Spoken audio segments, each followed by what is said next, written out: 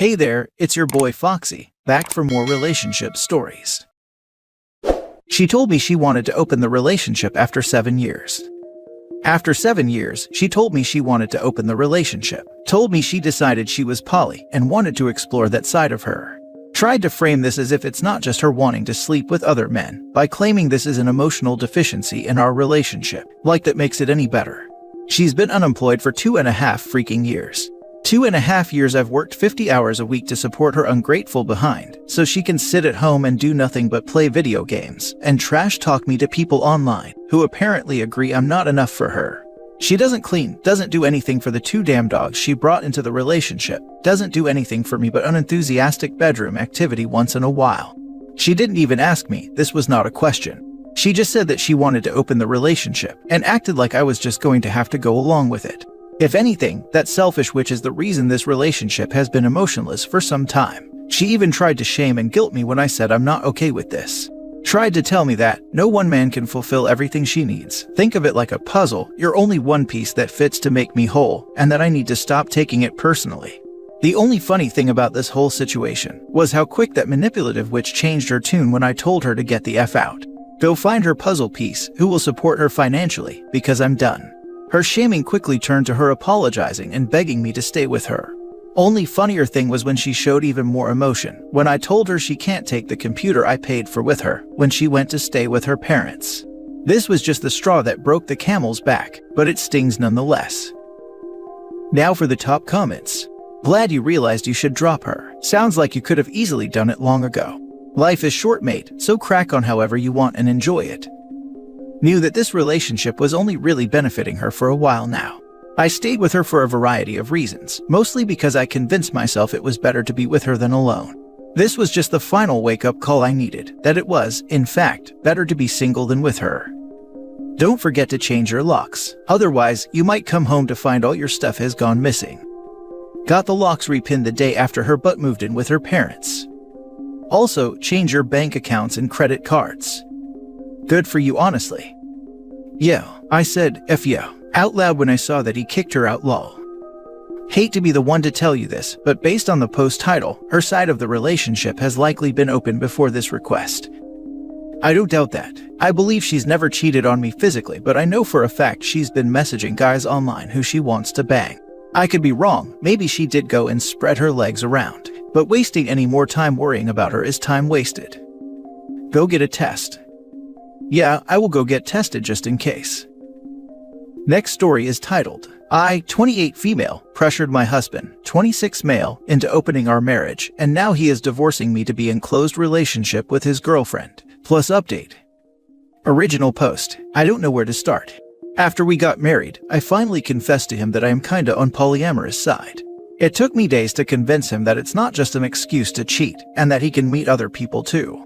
I wanted us to be one of those cool couples with zero jealousy and toxicity when it comes to the other people.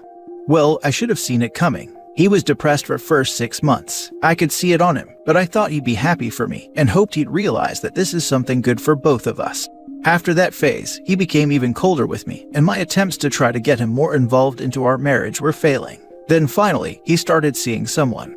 It was killing me to see him on the phone with her all the time. He then got a separate bed too. He no longer wanted to even sleep with me, as his girlfriend wouldn't like it, and I felt horrible. A literal stranger was stealing my husband and I could do nothing about it. Then he'd start sleeping at her place more and more often. And now it finally happened. He brought divorce papers. He doesn't even want to speak to me anymore. I tried to tell him that we can close back our marriage if that's what he wants, but he doesn't want to even discuss anything. He just said he wants marriage and kids with her, and that is tearing me apart. What can I do to save my marriage and get back the man that I love? If I knew this would happen, I would never even bring up the idea of opening anything. Now for the advice before reading the update. What can I do to save my marriage and get back the man that I love? You can't. Your husband is done. You need to accept that and move on, no matter how difficult. And please use this as a lesson for future relationships, that it is not at all acceptable to pressure someone into an open marriage against their wishes. It was done when she told him she wanted to duck other guys. I agree. I don't think this is salvageable, as even with therapy both parties need to be willing to try to make it work, and your husband is not.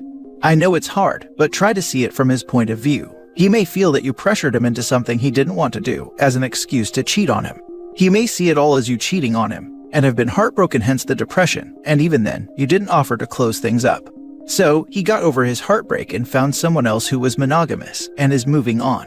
I think if you had started the conversation when he was in the depression, it might have been salvaged, but you waited until he had moved on with someone else to try. It's okay to be polyamorous, but equally it's okay for him to want monogamy. It was never okay to pressure him into it.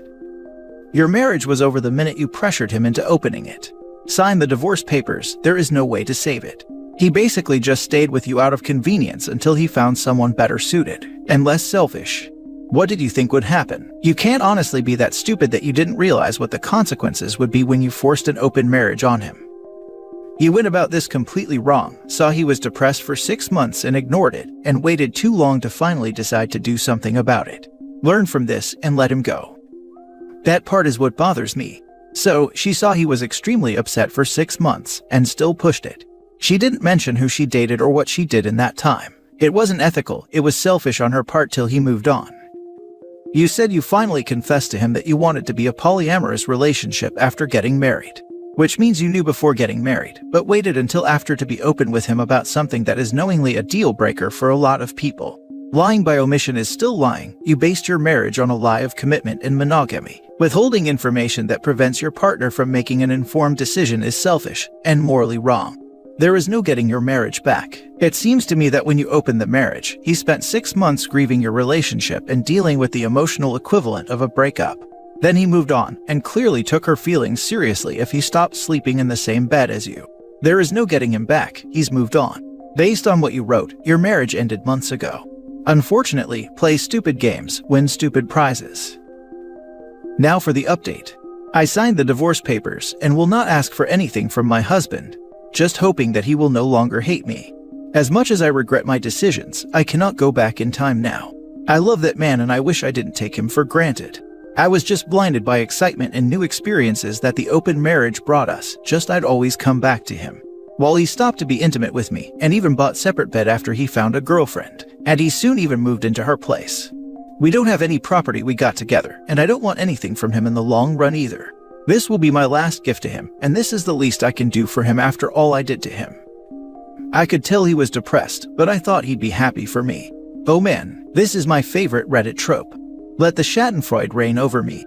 Allow me to wallow in it, to luxuriate in the forbidden pleasure. This is what killed me. Like, what the heck were you expecting? For 6 months you made him miserable to make yourself feel better. I mean, she glosses over exactly what was making him depressed, which I'm assuming is her going on a lot of dates and being away or distant. Shocker, OP pressures their spouse into an open relationship and it ends badly for them. Her own selfishness ended the marriage. In her second post she acts as if she deserves sympathy, but I don't even think the whiners and r/support for waywards would support her. Even the way she bought it up originally was awful. You don't wait until after you marry someone to reveal you want an entirely different kind of relationship, not to mention one most people would not be okay with. She clearly deluded herself on multiple levels to serve her selfishness. I came here to say something along these lines too. Why wait till you're married? That's not fair and truly some relationship ending garbage. Because if she had told him beforehand, she'd have lost him for sure. She fished in the ocean for a trout, and when she got something else, she decided it would do. Now for the last story. My fiancé confessed about sleeping with her ex-boyfriend as his last request before he died of cancer. His name was Tom, age 34, and he passed away a month ago. They had a long-term relationship that lasted for 6 years. She was the one who ended it, and I met her 2 years later. When I heard of his passing, I was shocked, as I didn't even know he was sick, and my fiancé never mentioned it, though she had a habit of bringing him up once in a while. After the funeral, I noticed that she became distant and quiet. She'd refused to even make contact with me. I kept thinking she must be in the midst of heavy grief, but I still felt something was not right. I tried asking her to open up, and she refused and sort of shut me out for a while. Yesterday I came home and found her crying. She refused to let me sit next to her or comfort her in any way, even refused to let me talk to her. I didn't know what to do other than to wait till she had calmed down. She then told me she had something to tell me. She started talking about Tom and his illness, and who was there for him and who wasn't, and so on. She then told me she was contacted by him 3 weeks before his death, asking to see her. She said she felt hesitant, but then went. What she said next shook me. She said he told her about stopping his treatment for a while and how he felt alone and discouraged. He proceeded to ask if she could spend one night with him as his final wish before he passed on. She said she thought about it a lot and felt conflicted, but eventually agreed. They spent the night together. I know what night it was now, and ended up doing it. She started crying again, swearing that she didn't feel anything that night nor afterwards, and swore that she did this out of guilt towards him. And now she's feeling 10 times more guilty. I'm in an utter shock. I have no idea how to react or what to say. She keeps pleading with me to be understanding of the position she was put in, and not wanting to be dismissive of his request in his last days. I still don't think it's an excuse to do what she did. She said it wasn't about her or how she felt, but about Tom. I still feel like she's wronged me and betrayed my trust and damaged the bond we have together. She hasn't stopped begging me to understand and forgive so we could move past this, but I feel like I'm not the same after I found out about what she did, regardless of her intentions and the fact that he's not around anymore. She's not the Ronald McDonald House. She doesn't have to be out there granting wishes. Or the Make-A-Wish Foundation. I'd much rather call my the Make-A-Wish Foundation than the Ronald McDonald House. Hey dude, sorry you're in this situation. I think there is something you should consider. And I will give you this from the perspective of a guy who has been married 9 years and with my wife for 13 total. If my ex or her ex asked to meet up and my wife didn't tell me, that is a bad thing. I would not care if the person reached out and if my wife wanted to go, but the hiding it hints that there are other things going on. Then she planned an entire night away with him and lied to you about it. That she slept with another person while you were in a relationship with her, and my assumption is you are not in an open relationship. If your girlfriend is loyal to you, or is showing loyalty to you by telling you, I think the event would have happened similar to this. She would have told you her ex reached out to you and that he is sick. Then if she went, she would have come back to you and discussed the proposal. Then you could have figured out if it would work, or if you were both willing for this to happen. Then it happens or it doesn't. The sneaking around about it leads me to think there are other issues in your relationship that needs to be looked at. Good luck. This is the real root of the issue. The act hurts, but the holding back of the initial meeting is the real problem. Why didn't she feel like she could share that with you? Can you be in a relationship where you can't share with your partner? This should have been a conversation at minimum. Good luck in whatever choice you make. I'm sorry you were betrayed. I've read similar stories here. There was one story of an ex-wife. She had cheated, leading to the divorce, whose dying wish was to have her remarried ex-husband come spend some time with her. She'd wanted cuddling and stuff, and to pretend they were still married one last time. He wasn't comfortable with this, but felt bad for her, so he ran it by his very understanding new wife, who set some boundaries in place.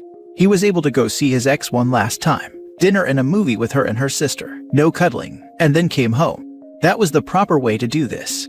Communication and boundaries. Not a pity hookup that she is then guilting you over. This would be a relationship ender for me.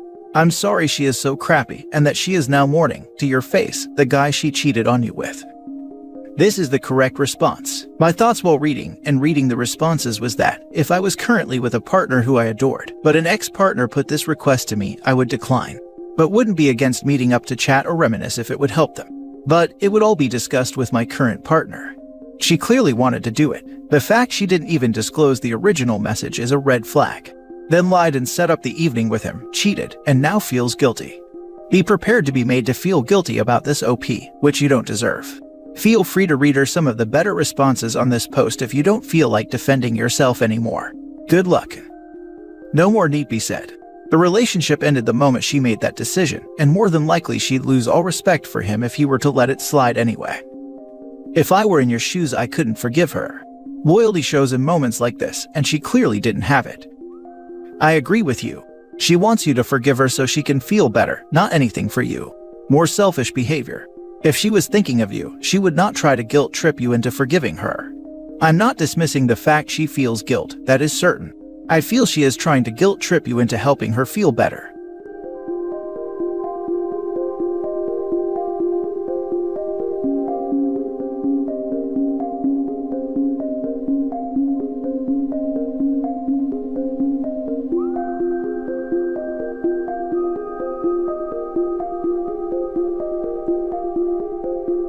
Hey there, it's your boy Foxy, back for more relationship stories. He doesn't know any better. Follow up. Original post. My parents, dad is 54 and mom is 52, are angry with me for not ignoring my older brother's 32 predatory behavior. Just a little context about my older brother and the situation at hand. My brother is 32 years old. He's never had a job. He dropped out of community college after 2 semesters for never doing his assignment. He's lived with my parents his entire life. He sleeps all day and stays up all night playing video games and watching adult vids. Both my brother and I, 27 male, are diagnosed autistic and present our symptoms similarly. But I've been working since I was 17. Got my driver's license at 17, bought my first car at 24 and started college in 2019. My parents constantly use my brother's autism as an excuse for his appalling behavior, even though we're both on the spectrum. In November of 2020, I moved back in with my parents because I left a horrible relationship and had chronic health issues. I met my current girlfriend, 23 female, in mid-2021, and in early 2022 she had some extenuating circumstances where my family agreed to let her live with us. My brother was immediately pleased with this development, but just as quickly behaved inappropriately. It started off with him creepily staring anytime my girlfriend and I kissed, progressed to him following my girlfriend into the bathroom anytime he saw her go in there for a shower, until he figured out she always locked the door because of him. And the straw that broke the camel's back was him trying to come into our bedroom uninvited and without knocking, at 3 in the morning while we slept. Every time he behaved inappropriately, we mentioned it to my parents, but all that really happened were excuses made for him, because he's autistic, and brief conversation with him about not doing those things again, and then him still doing whatever he wanted. Anyway, after the bedroom incident, they kicked my girlfriend out, making her homeless for a brief period of time, because she had a PTSD panic attack since my brother made her feel unsafe. As a result of this, my girlfriend and I got an apartment together, and I moved out because I didn't want to be in the same house as my brother. I was upset with the way my girlfriend was treated, and I wasn't willing to break up with her, which my parents wanted me to do. I had a calm conversation with my parents explaining why I was moving out, where I explained it's their house so they're more than entitled to make rules concerning their own home. However, I was not going to continue living somewhere my girlfriend wasn't welcome, and where my brother's predatory behavior was condoned. At first they told me they love me, they're sorry they ever made me feel that way, that they want me to keep a key to the house because I'm always welcome over, and that if I ever needed to move back and I could. Several days later, I went over to pick up some more of my things, only to find that my parents had changed the locks on the door. Later that same week they tell me they're angry with me for being ungrateful, saying I hate them, and calling them bad parents, none of which I ever said. They went on to tell me that they didn't want to speak to me for a week because they were upset, needed time to process, and because they thought I needed to feel what it was like to be cut out of the family. I respected their wishes, and later my parents agreed to family therapy, which they quickly backed out of because they were only willing to do it over a 3-way video call, and my therapist website wasn't able to do that.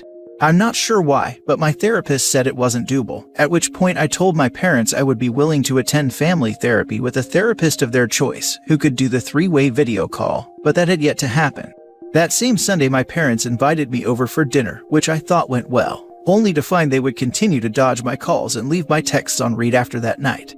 They eventually contacted me and told me to stop using their house as storage and to pick up my things, despite requesting that I stay away for a week. My girlfriend and I go over to pick up the rest of our stuff, which was awkward but quick. Later that day I got a text from my mom wishing me luck at college, but my parents still aren't willing to talk about the issues that led to me moving out, or even to come over to see our new apartment after being invited over, because despite the circumstances I still love them and want a relationship with them, since this type of behavior is highly uncharacteristic of them. Understandably, my girlfriend isn't fond of them, but told me she doesn't mind me inviting my parents over because it's important to her that I have a relationship with my parents for the sake of my mental well-being. Has anyone else ever dealt with a situation similar to this? If so, how did you deal with it?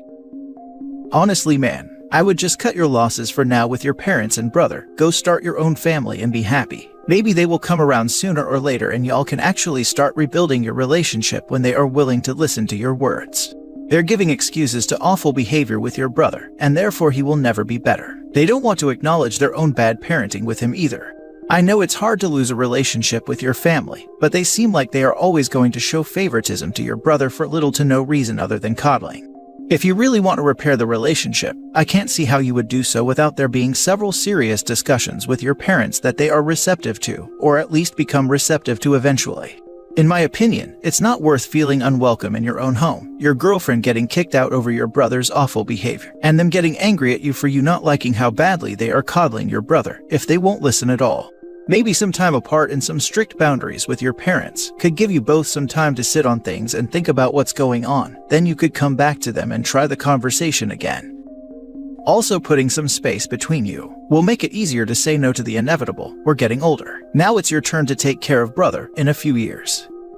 When you do try to start your own family, make sure your brother is never allowed around your wife and children. Your parents aren't willing to do the work to repair the relationship. They want you to chase after them to prove to themselves that they are right and you are wrong. Time for you to drop the rope. Stop asking them to come over. Stop calling. Stop telling them anything about your life. They would rather protect and coddle your brother rather than admit there is a problem with his actions. You can live your life and still love them, but you don't have their support. Love them from afar and love yourself and your peace of mind more. They have done nothing but make excuses and hurt you. They have shown you who they are. Believe them. It hurts, but you need to drop the rope. The ball is in their court. I don't believe they will pick it up. This is sound advice. I wonder if they contact you when you aren't contacting them. Then they crap on you again. Think of it like this: you stop, they start, you stop, they reel you back in. Continue the loop. Next time they contact you, just give them a pass and watch them start to grovel for your attention the more you ignore their offers. I want to suggest that you let your parents know that in the future you have no intention of allowing your brother to live with you, nor will you be responsible for his ongoing care. They majorly contributed to how your brother is today, so they need to be responsible to ensure whatever arrangements needed for when they are no longer able to care for him are in place. Example, if they leave him their house to live in, they better make sure he is capable of doing what is needed to keep it up and pay the associated utilities and whatnot, or have an organization that will do that part for him. And congratulations on moving out on your own. I made it very clear 2 years ago that after they pass, I will not support my brother in any way, shape, or form. He's actually hated by the entire family for his behavior with the exception of my parents. My grandfather outright told me that my brother's choices and lifestyle bother him so much that I'm in his will and my brother isn't.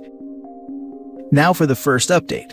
I've been working through some things in therapy and I had a bit of an epiphany. For years, I thought my parents were giving me a favor by letting me live with them, but things started to unravel the more I thought about it and talked to my therapist. I'm currently 27, but I didn't start living on my own until I was 22 and always thought I was a failure or a late bloomer. But then I remembered I tried moving out on my own when I was 20. I found a friend was willing to be my roommate at that time, and we were apartment hunting together. I eventually told my parents I wanted to move out, and my mom told me they wouldn't be able to afford the rent for their apartment if I wasn't there to pitch in, and my dad asked me, "How are you gonna find a roommate? You can't even find someone to hang out with you on your birthday."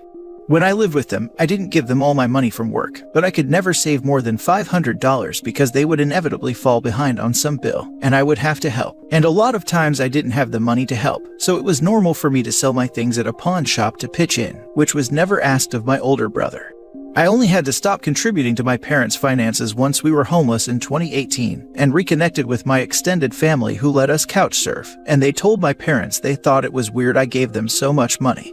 When my parents lived in New York and I lived alone in Texas for 2 years, I was actually thriving, with the exception of my horrible ex and chronic health issues. I dropped 120 pounds, I was on the honor roll at my college, and I bought a car. I was doing so well. Later, my mother admitted to me she was actually angry and resentful toward me for getting my first job at 17, because the government took away my disability money that she was managing. I feel like that's one reason why my older brother is still treated as the golden child. He still gets disability that my mom manages 100% and is fairly obedient to her. It just made me think, wow, sorry I'm such a disappointment because I wasn't an obedient little disability check for you, and I wanted a life of my own. I was also molested in my school in first grade by a neighbor's teenage son, and when I asked my mom why she wasn't more protective of me, she said, "I was so concerned with making sure that never happened to your brother, that it never occurred to me that it could happen to you." I used to think my parents were very moral and ethical people, but the more therapy I go to, the more I'm noticing patterns. For example, my mom was always doing research on narcissists and claiming that all my grandparents were narcissists, and that's why we went no contact with them for over a decade, which at the time when I was a kid I believed her. But then I realized a classic narcissist tactic is to isolate people from others who can help them. I even remember being a freshman in high school and my mom scaring me by convincing me that my grandfather had hired private investigators to stalk us, which, knowing my grandfather now that I'm an adult, is something he'd never do. Sorry for the rant, but I needed to get this out somewhere. I'm so sorry you had to go through this, but I'm glad you were able to finally find answers. Sadly, favoritism is a thing, especially with narcissistic parents. My no mom would favor my older brother more, and in general was an absolute leech. She not only sucked the money out of anyone that she could, but she also sucked the life out of me. Therapy helps a lot with finding answers and trying to come to terms with the outcomes of it all. Just know that you are a strong person, and any battles you are struggling with, you will come out of it stronger. Thank you, that's really appreciated. Now that you know you have a narcissist mom, at least you can steel yourself up to make sure you don't fall for her manipulation. I hope you have learned to say no anytime she asks for money. Let them deal with their own crazy without getting yourself into it. Good luck and try to keep them out of your life as much as possible. Now for the latest update. A while back, I, 27 male, shared a post in this group about my older brother's, 31, inappropriate and predatory behavior toward my girlfriend, 23, and how my parents were condoning and making excuses for his behavior. The excuse being that he's autistic, so he doesn't know any better, even though both of us are autistic, and both of us are considered high-functioning and low support needs. Anyway, since the incident, my girlfriend and I have gotten an apartment together and things have been going well. My parents have been very low contact because they're salty that I didn't dump my girlfriend and excuse my brother's creepy behavior. During this whole situation, my grandfather has been nothing short of a rock for me. He and my step-grandmother have been offering me advice, helped me get career counseling services, wants to help with my tuition now that I'm back in college, and have offered to buy plane tickets for both my girlfriend and I to fly cross-country to spend Thanksgiving with them and get the opportunity to introduce my girlfriend to them. He's been very clear that he sides with me on the disagreement with my parents because he doesn't agree with my brother's behavior, and has stated the obvious that my parents don't seem to grasp, which is that I'm a grown man and can date who I want and live my life as I see fit. I feel really lucky to have him around, but at the same time, I'm still incredibly frustrated with my parents. I have a large extended family, and I've heard through the grapevine that my parents want me to move back with them, but on their terms, and they're going low contact with me to teach me a lesson. And all I can think is, what kind of delusional fairy tale world do they live in, where I would abandon a healthy relationship with my girlfriend and having my own place, to move back in with them, just to be the scapegoat for all of my brother's BS. You'd be surprised at how delusional some autism parents can be about their autistic offspring. They've centered their life around your brother and therefore assume that you are as reliant on them, when in reality, you've grown wings to fly away. Let them think they're winning, and quietly block them on social media. You'll be the healthier for it. P.S. As an autistic person, your brother's autism is no excuse. He's just a prick. The thing is, my mom can barely even claim to be an autism parent. We've both been diagnosed for over 14 years, and I had to explain to her what stimming was last year, which shows me she doesn't know a damn thing about it. She just uses autism as an excuse whenever my brother acts like a pervert. One day your brother is going to learn the hard way. Sucks that you'll actually have to successfully victimize someone to see charges though. I was talking about him grabbing someone, and their boyfriend doesn't take that very well, and long story short, brother in hospital. I would honestly pay good money just to see him get beat down after all the nonsense he gets away with. But he won't do that since he's a coward and a shut-in. The only reason he targeted my girlfriend is because my parents, brother, girlfriend, and I were all living together at one point, and he thought he could get away with it sharing a living space, since any retaliation would be met with his mommy coming to rescue him and justify his behavior. Brother is going to creep the wrong woman one day, and I highly doubt the judge will accept he's autistic as a defense. You're not wrong, but knowing my mother, she'll get the creep a good lawyer. I have to wonder how your brother is going to function once your parents pass on. He won't, and I will laugh watching him struggle to figure out adult life for the first time in his 50s or 60s. This is why your parents want you to come back, to be the caregiver. I already told them years ago that when they die, I'm not helping him and he's on his own. Yikes at them using their kid for disability income, and then making him pay them once he started working. And I don't understand them kicking out the girlfriend when brother barged in.